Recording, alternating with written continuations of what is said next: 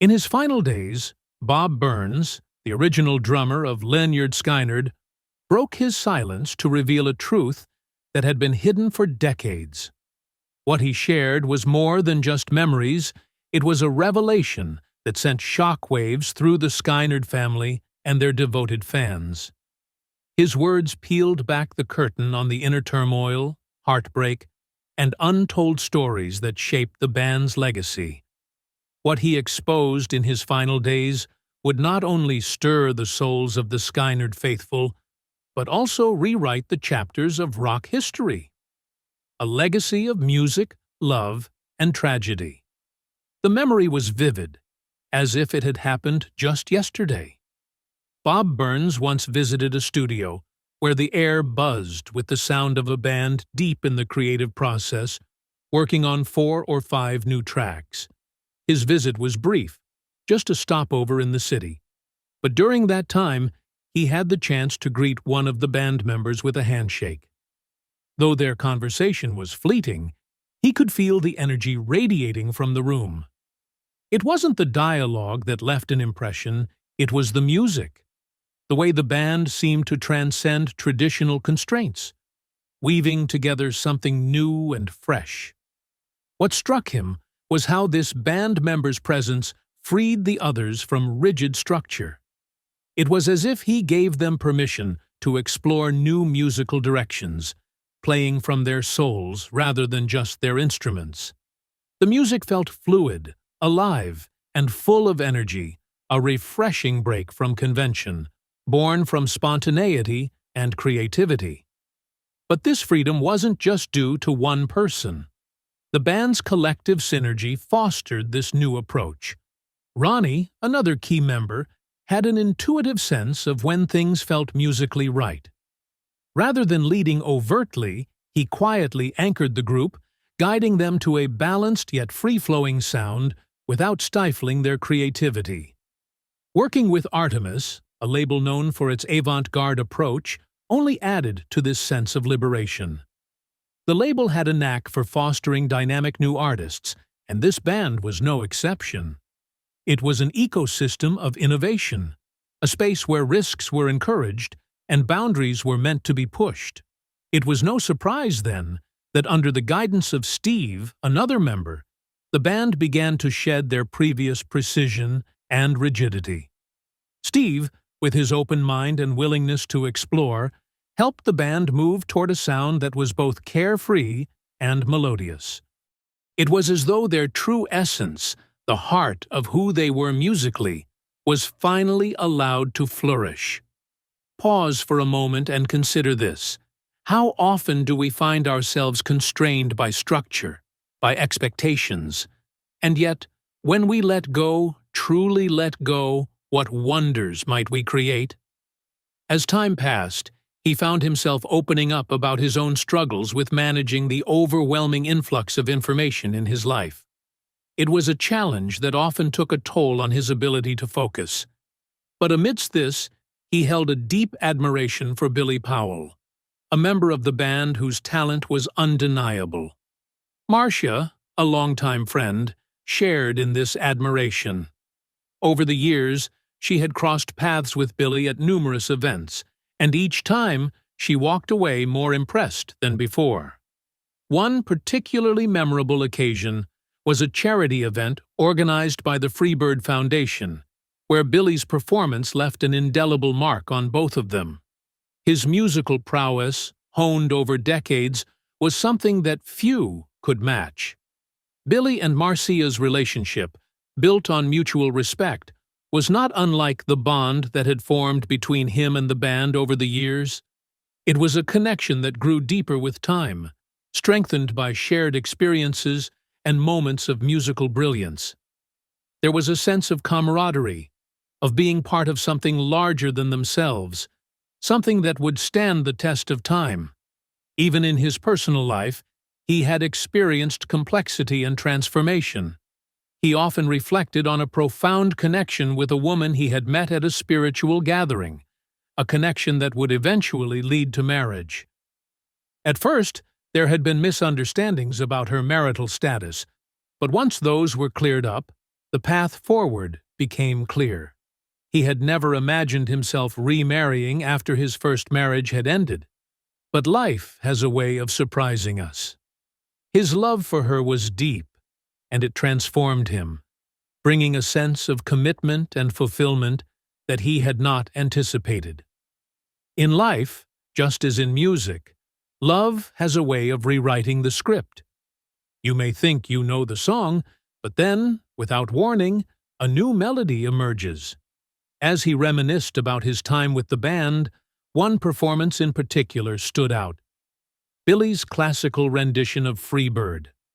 It was a stunning display of talent and versatility, showcasing not just Billy's skills as a pianist, but also his deep understanding of music's emotional power. The way he effortlessly blended classical elements with the raw energy of rock and roll was nothing short of masterful. It left an impression that lingered long after the final note had been played. In that moment, Billy solidified his place as one of the greatest keyboardists in rock and roll history. And for him, this performance encapsulated everything he admired about Billy: the humor, the humility, and the undeniable talent. Reflecting on these memories, he couldn't help but think about the band's legacy. They had been through so much together, endured unimaginable hardships, and yet their music continued to resonate with fans around the world.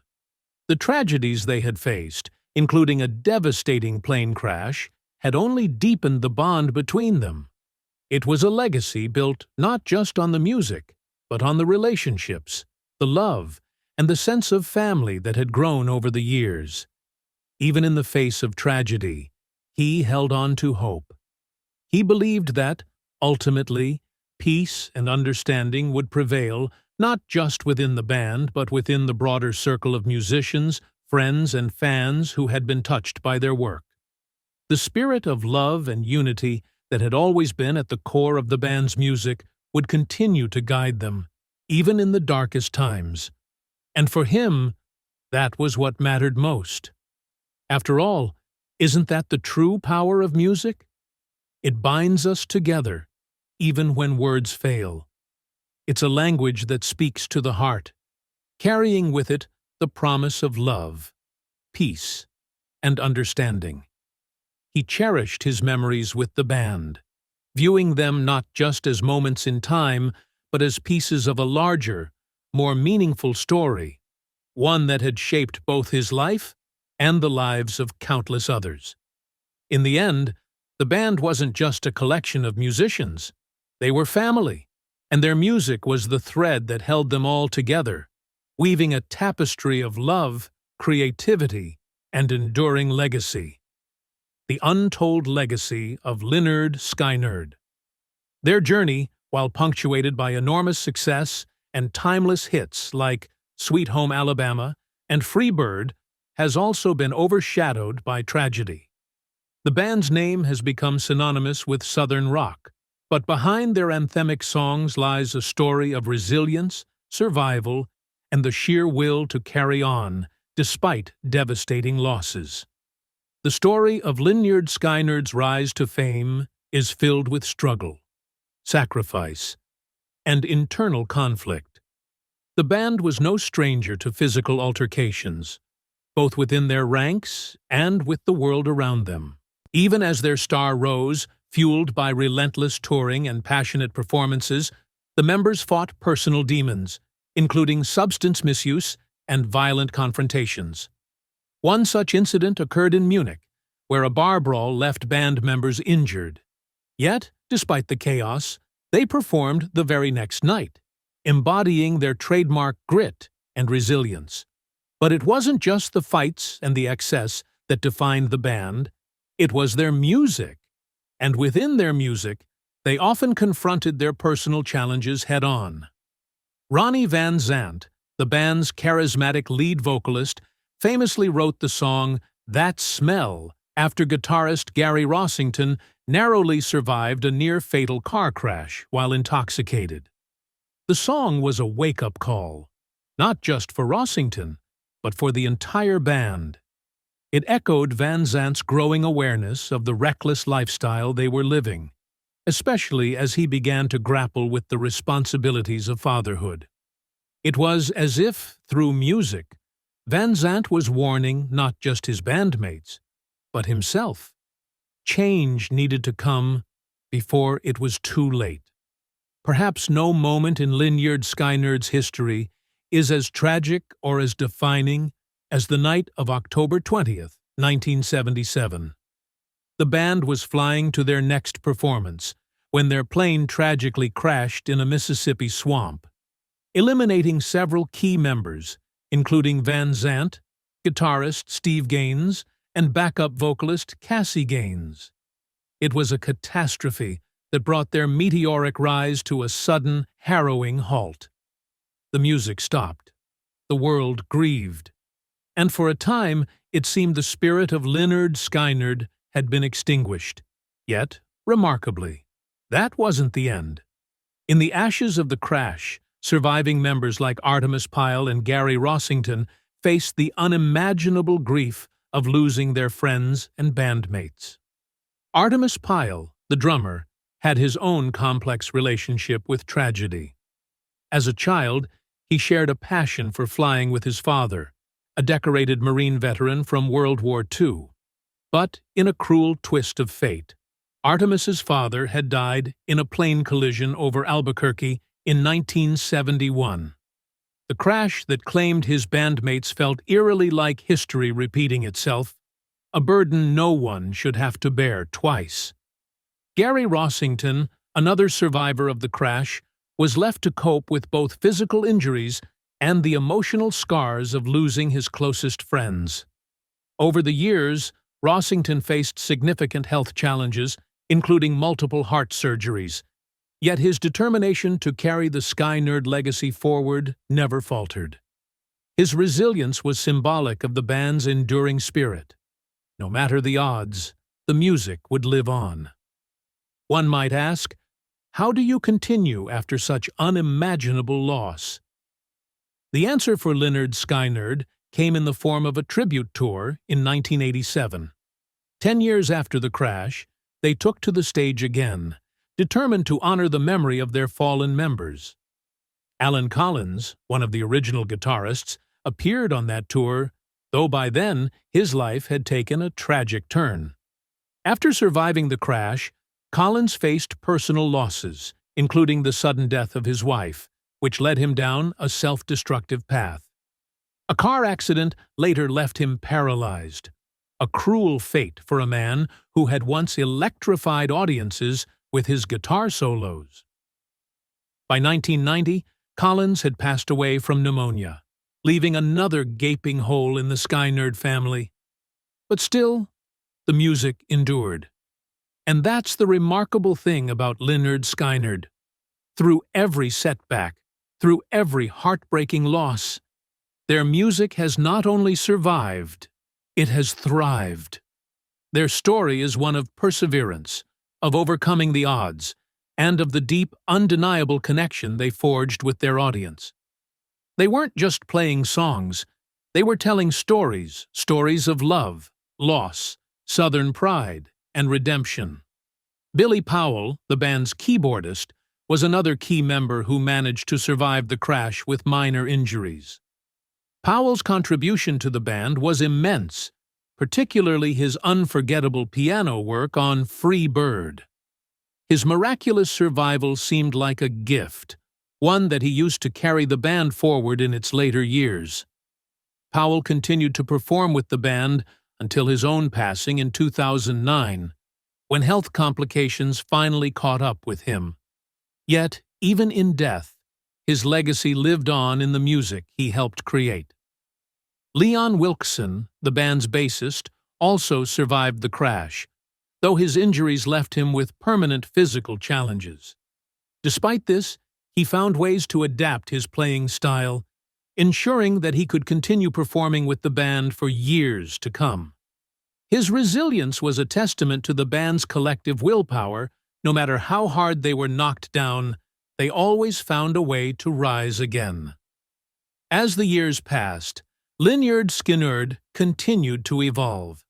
In recent years, Gary Rossington's worsening heart condition prompted the band to announce a farewell tour. But even as they prepared to take their final bow, the band's impact on rock music remained undeniable. Their sound, raw, unapologetic, and deeply rooted in Southern tradition, left an indelible mark on the world of music. The story of Lynyrd Skynyrd is about more than just tragedy. It's about survival. It's about brotherhood. And most of all, it's about the enduring power of music to lift us up, even in the darkest of times. Consider this. Despite everything, the music never dies. It lives on in every note, every chord, every memory it creates. Mr. Humble, as Leon Wilkeson was affectionately known by his bandmates, was a man of quiet confidence and unmatched talent. On stage, he was never the loudest or the most visible, but his presence was undeniable. His weapon of choice, the bass guitar, became an extension of him, providing the foundation for the band's signature sound. Ronnie Van Zant, the band's leader, saw something special in Leon, not just in his playing, but in his personality. Leon wasn't one for the spotlight. He preferred to stand back, content with letting the music speak for itself. Leon's quiet demeanor hid his immense talent. His bass lines were rich and full of depth, seamlessly blending rhythm and melody. He wasn't one to seek attention or show off. Instead, he focused on elevating the music and giving it the backbone it needed. Those who listened closely admired his subtle brilliance, and his fellow musicians respected his humble, focused approach. Leon was also the band's peacemaker, quietly resolving conflicts and ensuring the group stayed focused on the music.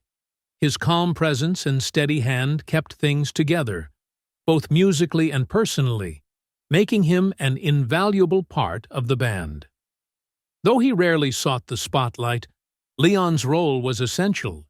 His ability to step back and support the music rather than seek recognition made him a beloved figure.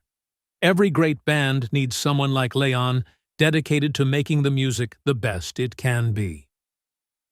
Ed King, another standout member of the band, was often seen as a musical prodigy.